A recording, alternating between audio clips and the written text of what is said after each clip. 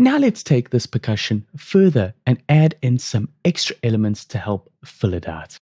Currently, the percussion is mainly dominating the low registers.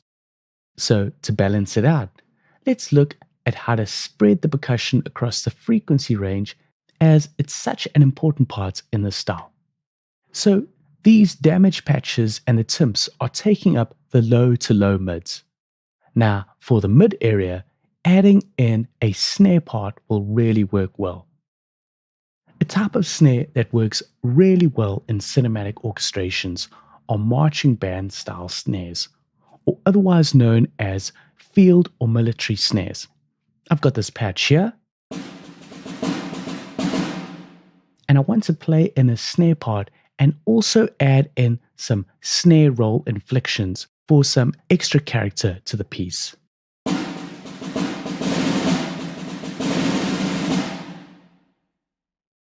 So let's play in a part. Here we go. So this is going to be running from bar 9 through to the end.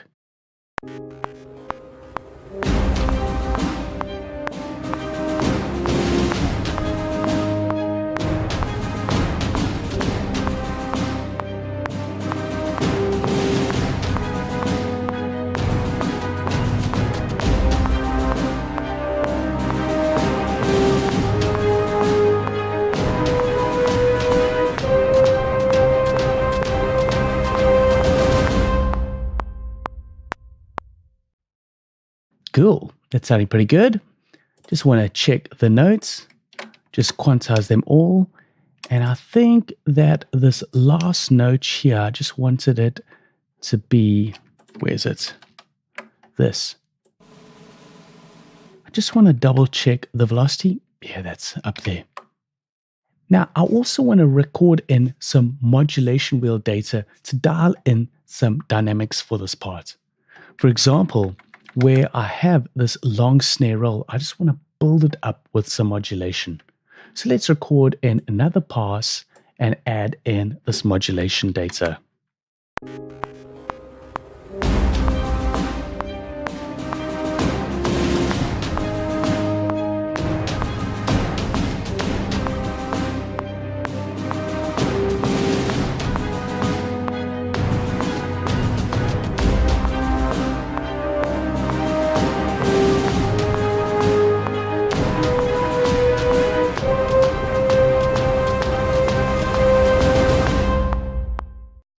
Cool. So if you look at this lane now with the modulation, you can see how it's recorded in some changes with the dynamics, and especially with those rolls and that last one, it's building up to that last hit. Now moving on to the high mid. What could also work pretty well is a sort of metal type percussion sound. Now I've got this patch over here that's got some brushes that are played on metal objects. And it works pretty well. I want to play in some 16th notes here so that this higher part gives more pace to the percussion. So let's record in a part and see how it goes.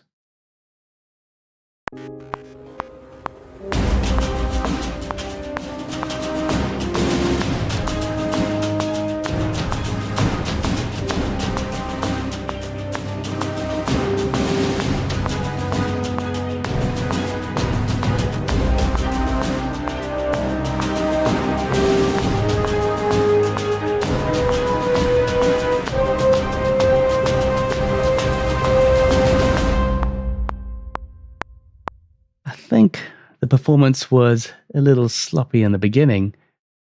So let's just do some quantization, and that should probably fix it. So this is just going to sit above the other elements and just add an extra layer of interest.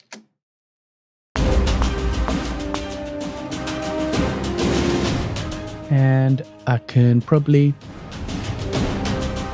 pull the velocities down just so it sits a little lower.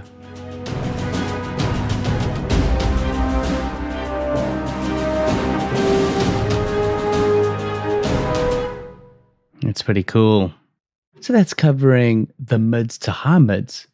Then for the higher parts or the higher registers, let's add in some cymbals. Cymbal swells work particularly well because they can help heighten the tension with these riser and hit parts.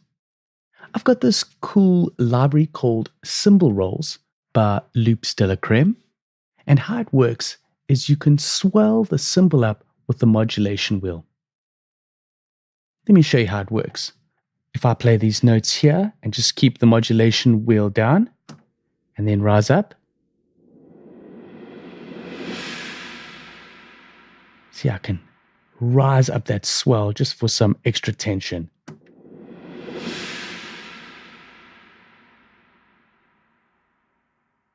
So especially with this library, you can get some really accurate cymbal swells. I want to add in a cymbal swell going into bar 9, then another into bar 17, and finally at the end at bar 23. So I'm just going to give a slightly higher run up, and let's try this out. So this will just match up with the timings where the other risers and hits are.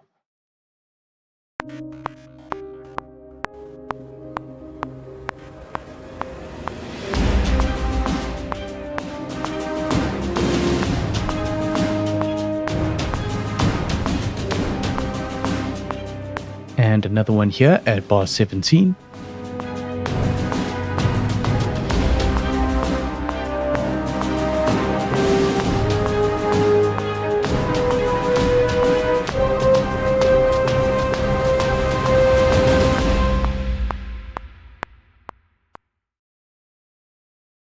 It's working pretty well. So you can see the risers up. I can maybe just fix those tails on these ends. And maybe these ones don't have to rise up for so long. And just increase the level slightly on these. Now let's listen to all the percussion parts together in isolation and see how it sounds.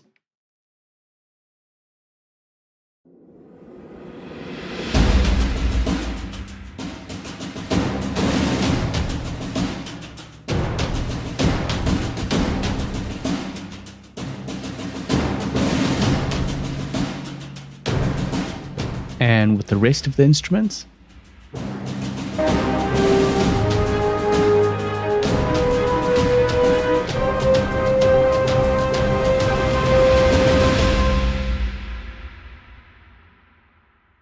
It's sounding really good. Got some great bombastic hits in the low end, and then this is reinforced by the other percussion parts across the frequency spectrum. So that covers the percussion in cinematic pieces and how you can use them to create big hits, create tension, and pace with all the elements in the percussion. Now let's take a look at how we can add some extra flourishes with the woodwinds and the choirs.